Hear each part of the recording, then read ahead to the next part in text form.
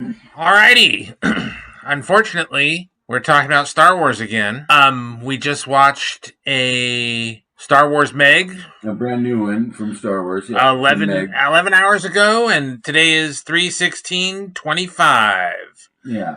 And Star Wars fans turn against Dave Filoni after Andor Season 2. And the comments that she said that I completely don't agree with is that everybody loved Dave Filoni from the beginning.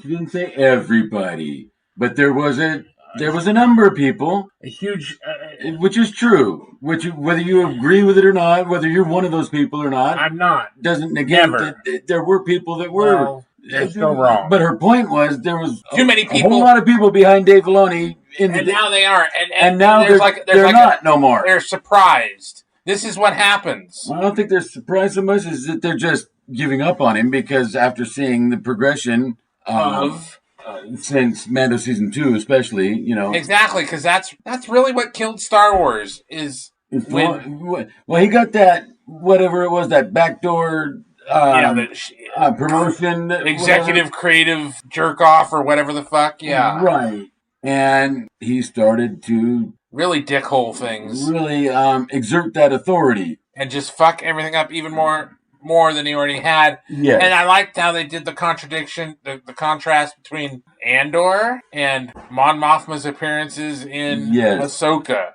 Yeah, I mean, and just comparing Filoni and Tony Gilroy, as writers, and there's no comparing them, man.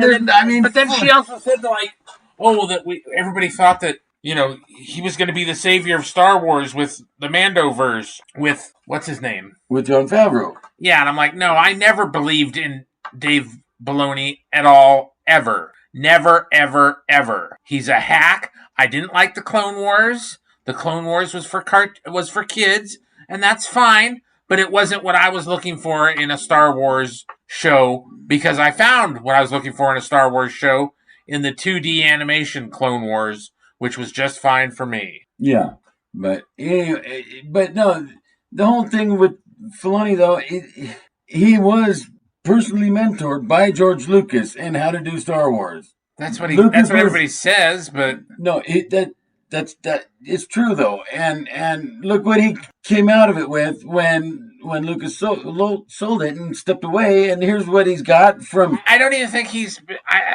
I think he was just one of the people there.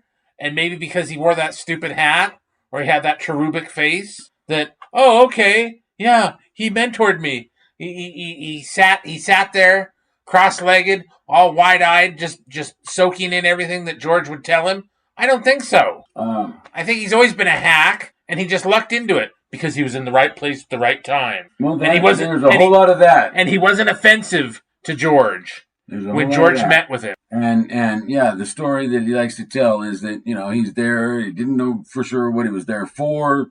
George comes out and they have a conversation, and he really didn't ask him very much of anything. It was just like he was kind of like feeling him out personally. And then he says, "Okay, cool," and he gets up and leaves. And about 5 minutes later, the assistant pops her head out the door and says, "He likes you. You're hired." Which is kind of a thing. It's a god-awful way to hire people. I'm paraphrasing, but no, it's pretty. That's the story as I understand it. Yeah. And he had no experience in 3D CG type, material.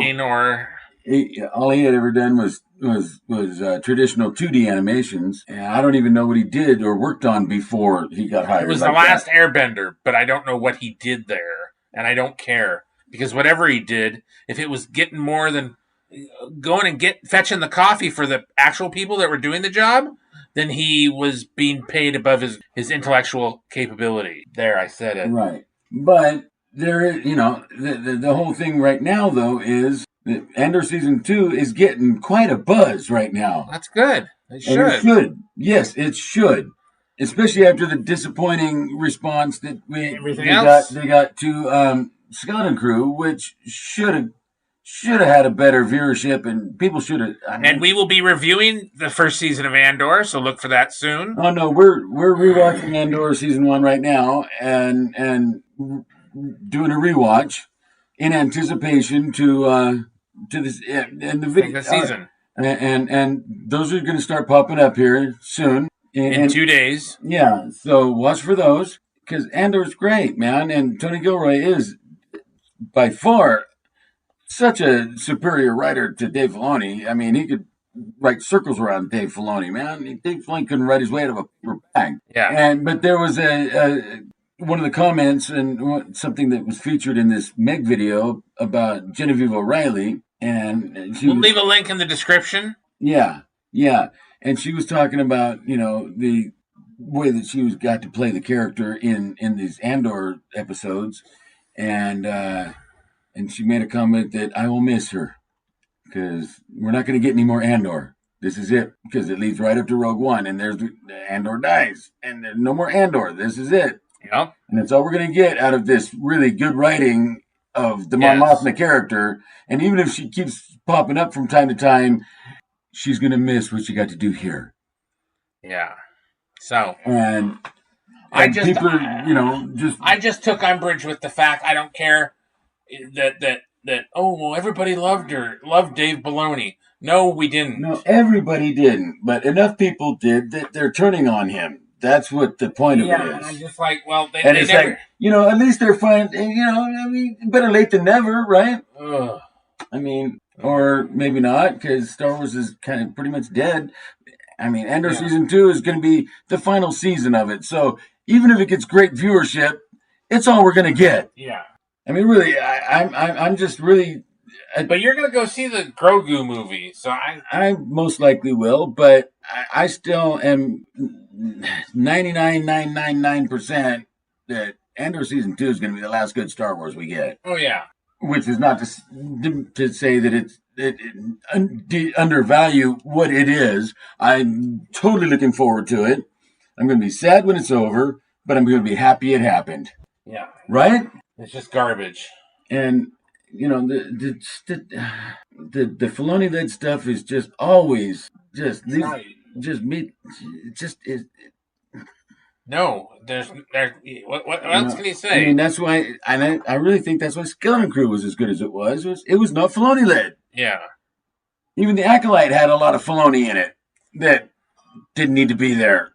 Well, yeah, didn't help. I mean, come on, man. Enough about the Acolyte. I'm not getting into it. We'll be here for an hour.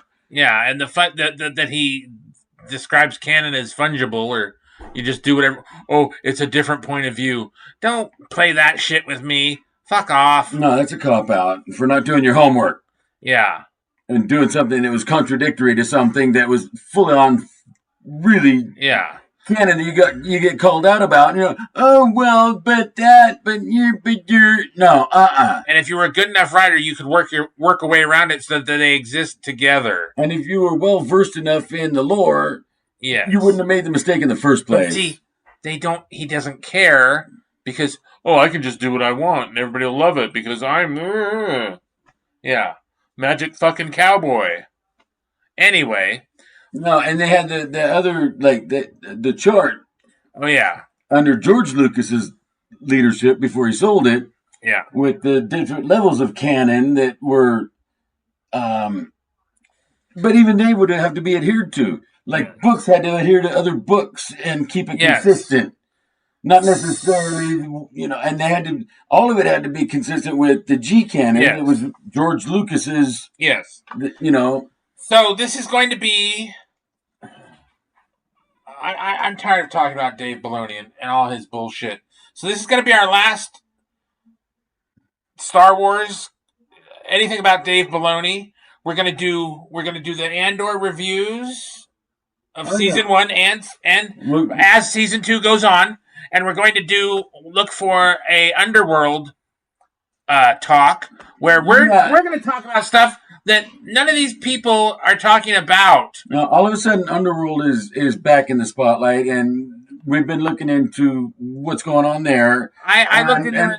Yeah, and we'll be doing a talk about that too. But we're going to talk about other stuff that they should be doing with Underworld instead of what everybody thinks they should be doing. So look for that. And with that, like, share, subscribe.